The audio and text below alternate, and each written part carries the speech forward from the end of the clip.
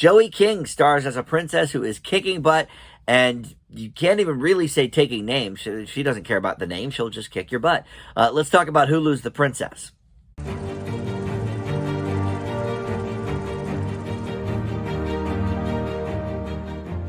Hey guys, Dan here. This is Dan Reviews It. Welcome to my spoiler-free review for the new Hulu movie, The Princess. This comes to us from 20th Century Studios, and I sort of feel like ever since Disney bought Fox, other than Avatar and the X-Men properties, I think they just don't care about really anything else. And so a lot of the things that maybe in a different world, in a different lifetime, would have gotten a theatrical release, they are just shuffling right over to Hulu as a Hulu original film.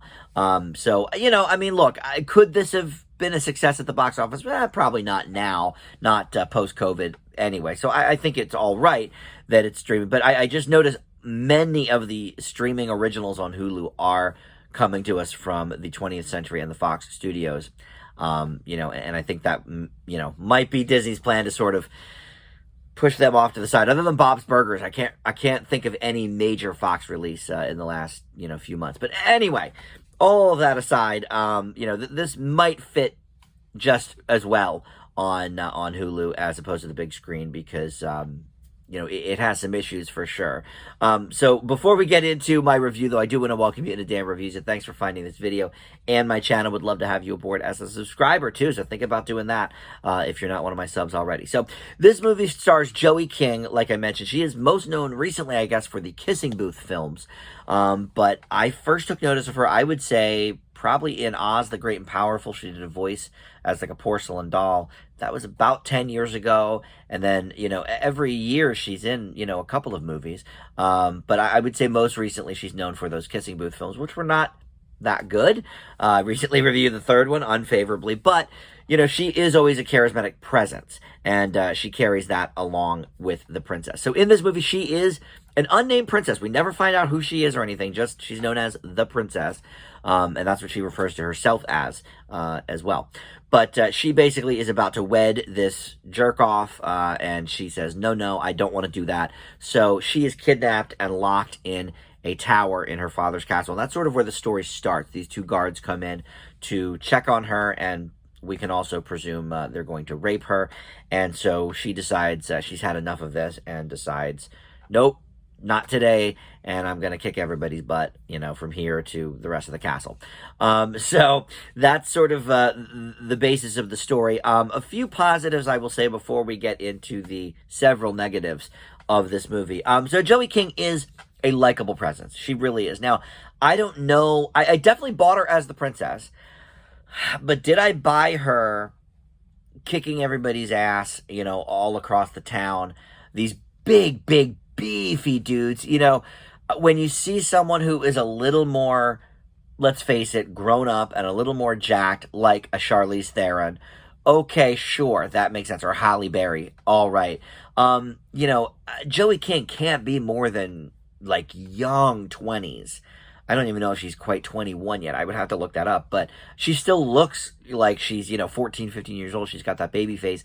And they do give us a few flashbacks throughout this movie, which personally, I think slow the momentum of the story down. I think it actually is a negative. But I think through those flashbacks of her training and stuff, they were trying to give us a sense of, okay, yes, this girl has been trained to do this.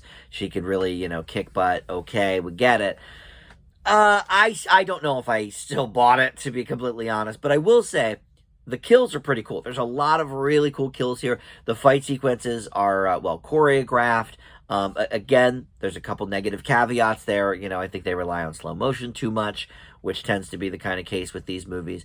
But another thing I liked about it is this is pretty much a straight ahead action movie. There's not a lot of story here, which could be a positive or a negative. But I will say, this bites off of some of the classic action movies of my lifetime, including Die Hard, where it almost entirely takes place, in one sort of setting. Here, we're really taking place in many different rooms and stuff, and sometimes we go outside, but it's all sort of on the castle grounds. So it did sort of remind me of that, and I like that as a concept. It's sort of, interesting when a director can do sort of a lot with not a lot of space. And so I think they've got that here. But that's kind of where the positives end, I feel like. The script here is almost non-existent. I mean, it's just this lovely young woman just kicking everybody's butt all over town. And that's it. There's not much else here. Like I said, we don't even get her name ever. And Ola Koryenko is in this as well, but that's really the only other person I recognize. Lee Van Kiet is the director here, who I'm not familiar with. Yeah, I mean, as we go along, yes, some of the action sequences are cool, but they do start to get repetitive because there's only so many ways, you can kick these guys' butts without giving us any kind of story to go with it. And with that, I think the effects are a little bit lacking, sort of the backdrops are not that great. And that sort of thing. But the set pieces are interesting. They're inside that castle, and they've done sort of, like I said, a lot with a little bit of space.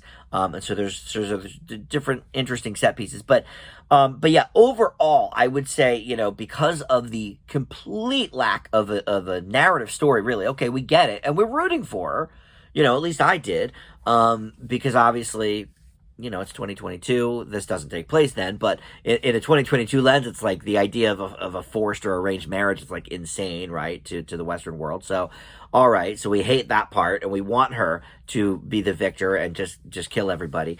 And she kills many, for sure. But yeah, it gets a bit repetitive, and I just wish there was more story there to give us. And then those flashbacks, I think they were trying to not just set up her ability to do these big kills and big action sequences, but I think they were trying to give us, a little bit of character development to her, but I didn't really get that. It was mostly just to show, okay, yes, she's been trained to do this, so that's why she's been able to do it. Look, I love a good woman action star, as much as the next person, and I've mentioned a couple already, but this was not the one. We also need some kind of a story to go along with it. So I'm going to leave The Princess with a C-. A few positives. I certainly don't regret watching it, but you might do better to find yourself like a highlight reel of all her crazy kills than sit through the whole movie. So, all right, thanks for watching. We'll see you next time on Dan Reviews It.